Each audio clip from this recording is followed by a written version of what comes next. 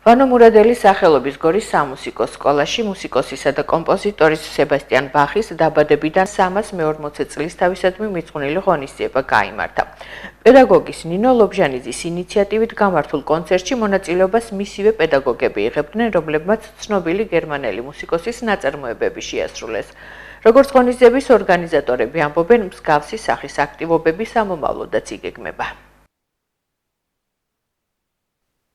ვანო მურადელის სახელობის სამუსიკო სკოლაში დღეს ჩატარდა თემატური საღამო მიძღვნილი ბახის დაბადებიდან 340 წლის თავისადმი.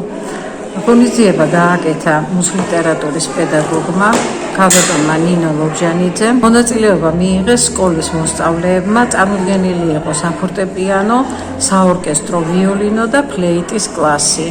ბავშვებმა წარმატებულად შეასრულეს ბახის ნაწარმოებები და მომავალში წარმატებებს უსურვებ მათ მასწავლებლებს და თვითონ მოსწავლეებს. ჩემი საყვარელი საგანია, ჩემი საყვარელი პროფესია ბავშვებთან ერთად.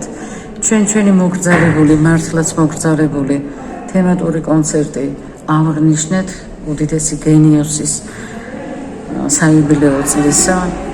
მე მიყვარს ჩემი პროფესია და რამდენად შეესაბამება და რამდენად გამოვხატე ეს შეფასება დარბაზის მსმენელმა მისცეს შეაფასოს.